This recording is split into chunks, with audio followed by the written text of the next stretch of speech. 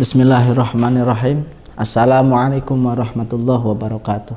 Bismillah, alhamdulillah, wassalatu wassalamu ala rasulillah Sayyidina wa maulana Muhammad ibn Abdillah wa ala alihi wa ashabihi wa man tabi'ahum bi ihsan ila yaumil qiyamah. Rabbi shrahli sadri wa yassirli amri wahlul 'uqdatam min lisani yafqahu qawli. Para mustami dimanapun berada, mustami dari As-Sakinah TV dan para santri dan santriwati.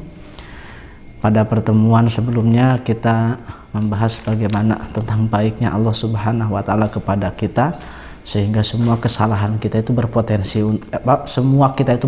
untuk salah, akan tapi berpotensi untuk diampuni. Semua dari kita itu berpotensi untuk tersesat dan berpotensi untuk diberikan petunjuk, karena ada Allah di situ. Betapa baiknya Allah Subhanahu wa taala, alhamdulillah. Nah, pada kesempatan kali ini, bagaimana agar kita bisa benar-benar mengambil semua pelajaran dari apa yang Allah berikan kepada kita. Bagaimana cara kita belajar, bagaimana cara kita mencari ilmu.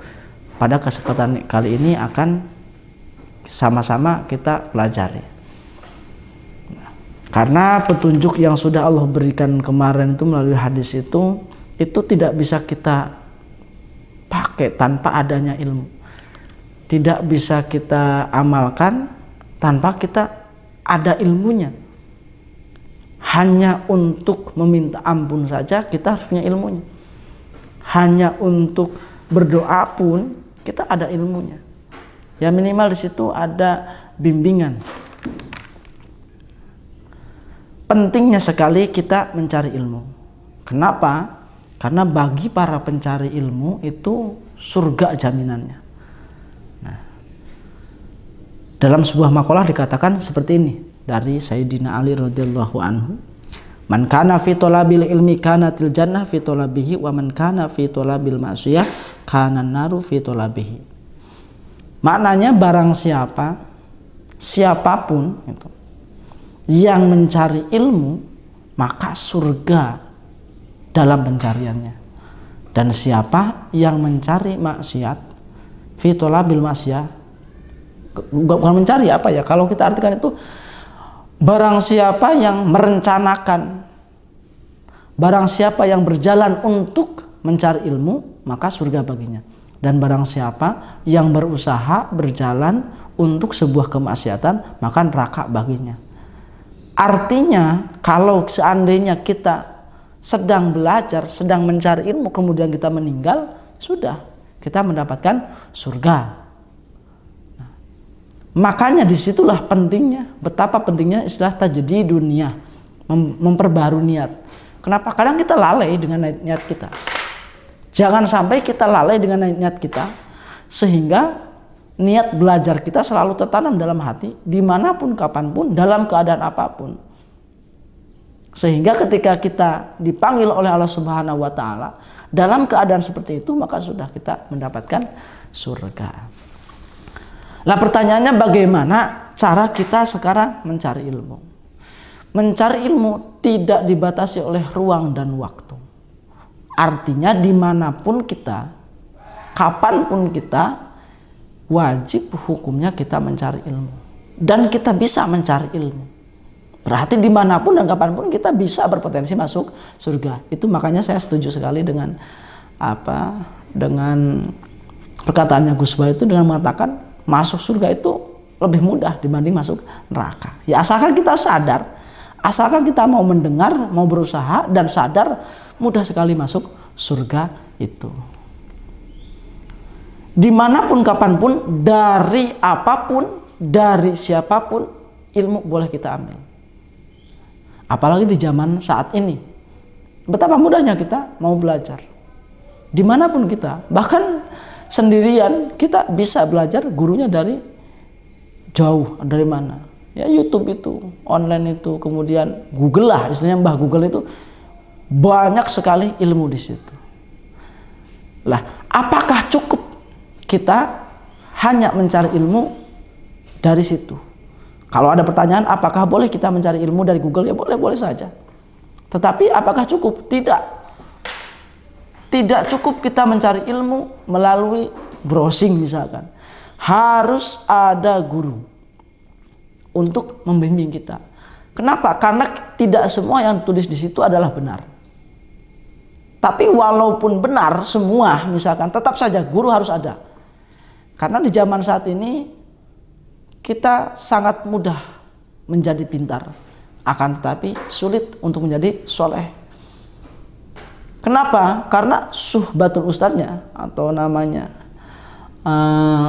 bimbingan dari gurunya itu sekarang berpotensi untuk jarang, untuk sedikit. Toh sekarang orang-orang banyak sekali orang-orang yang pintar tanpa guru yang sifatnya fisik seperti ini, seperti manusia, kiai dan seterusnya. Nah, tapi biasanya orang yang pintar dari hasil mandiri, kesannya itu sombong, kurang ajar, kurang beretika. Nah, itu. Agar kita tidak seperti itu, maka perlulah kita mencari guru. Di sini dalam sebuah makalah ya kitab Nashwatul Ibad itu dikatakan, alaikum bimujalasatil ulama wastima'i kalamil hukama fa innallaha ta'ala yuhyil qalbal mayyita binuril hikmati kama yuhyil ardul mayyita bima'il matori. Wajib hukumnya bagi kita bergaul, bercampur, dekat, merapat, bersosial, punya pegangan hidup dari ulama. Dan kita harus mendengarkan kalamnya hukama. Apa itu ulama, apa itu hukama, nanti kita bahas. Penting dimanapun kita dan seperti apapun kedudukan kita.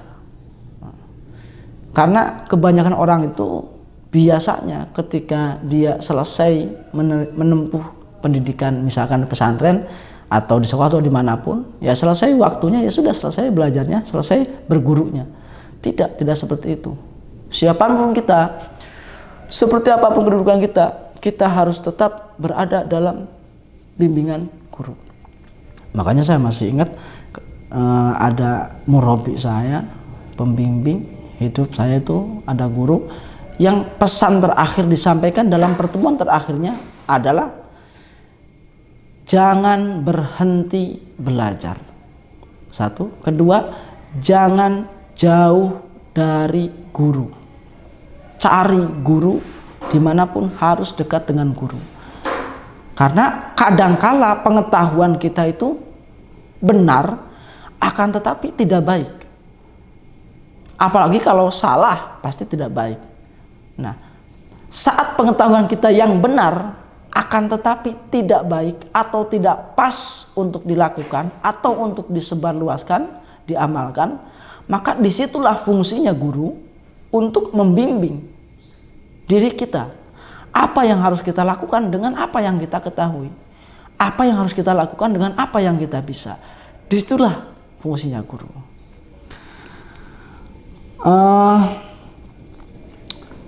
Ulama di sini adalah amilin. Maksud ulama itu orang-orang yang beramal, orang-orang yang ahli ilmu dan dia mengamalkan. Kemudian kalamil hukama al alimina bidzatillahi ta'ala.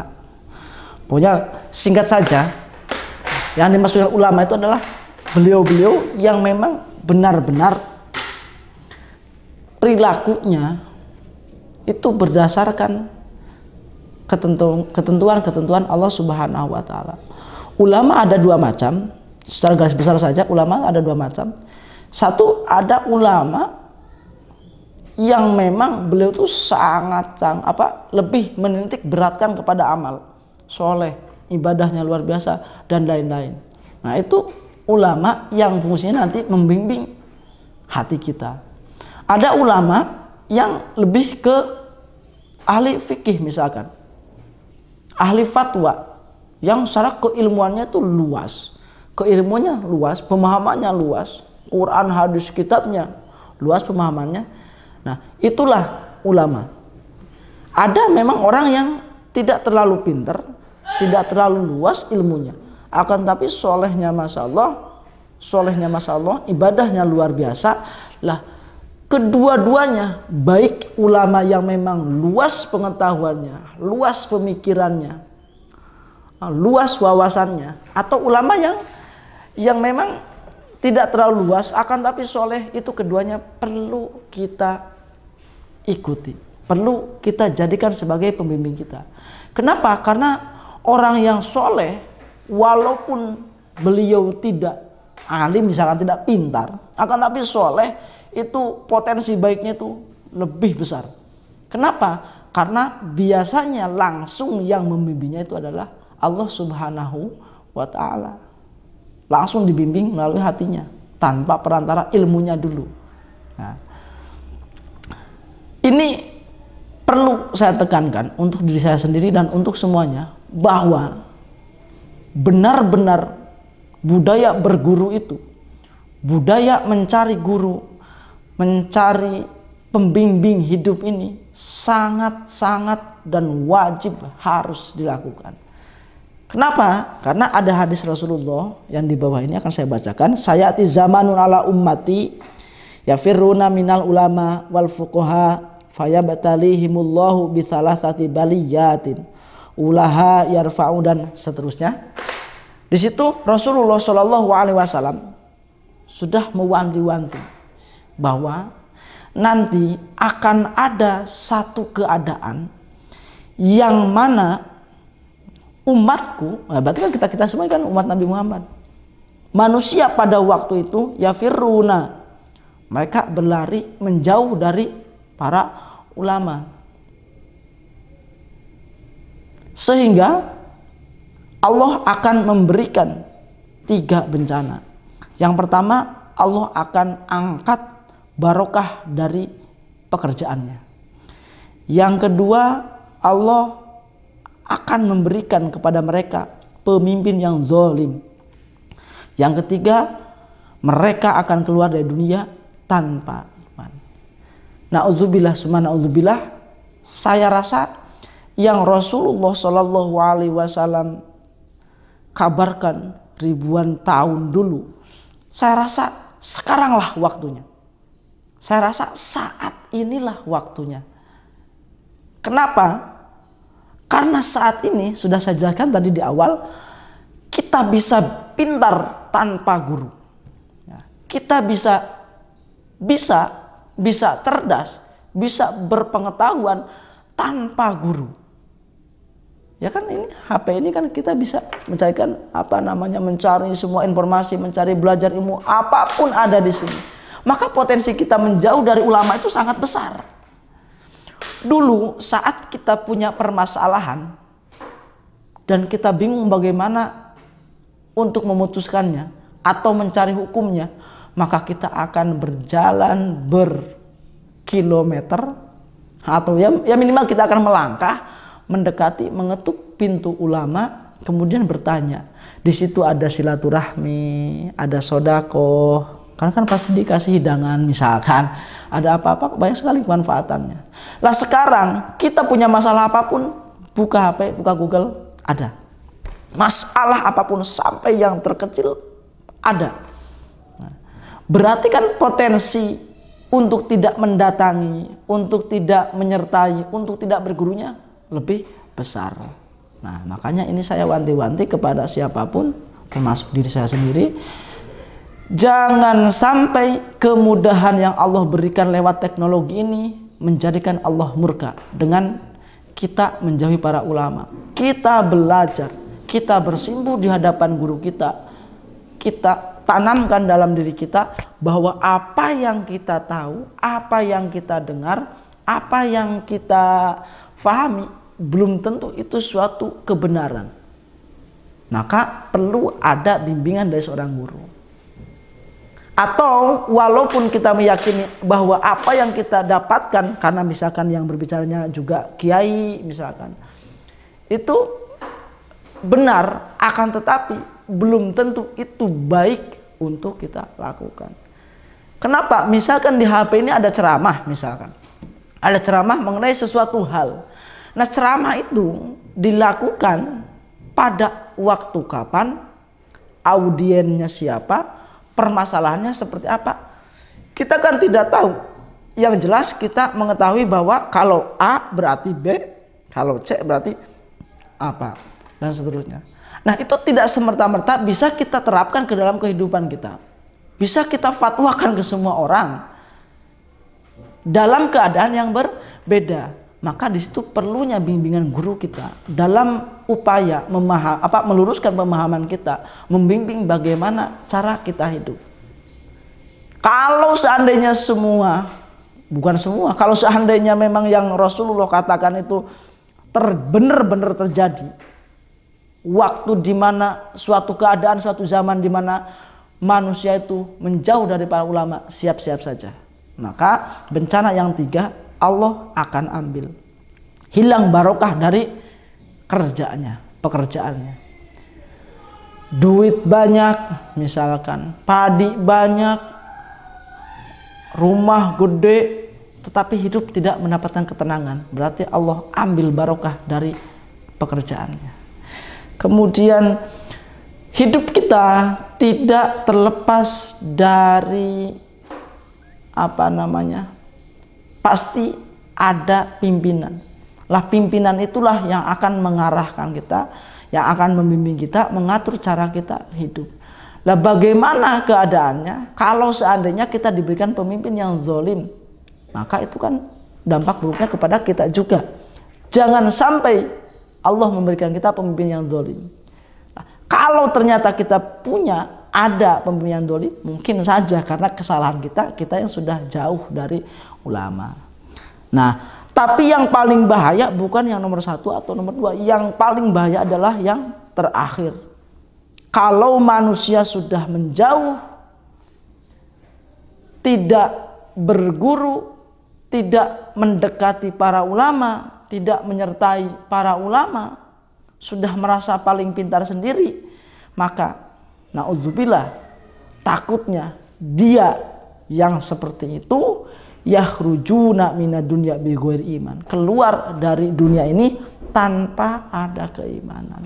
Padahal iman yang harus ada saat kita meninggalkan dunia ini. Nah, kalau dalam keadaan beriman kan walaupun kita maksiat, setelah selesai hukuman di nerakanya kita diselamatkan ke dalam surga dan abadan selamanya. Bagaimana kalau tanpa iman? Nah, berarti kan naudzubillah, orang yang meninggal tanpa iman maka dia akan menjadi kayu bakar di api neraka selamanya. Naudzubillah, subhanallah.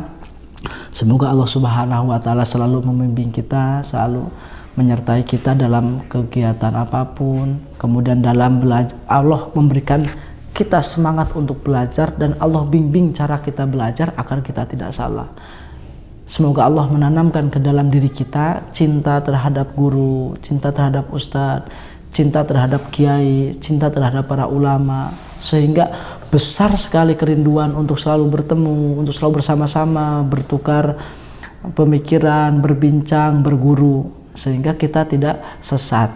Ya, karena sekali lagi saya tegaskan bahwa saat ini tuh kita mudah sekali untuk menjadi orang pintar.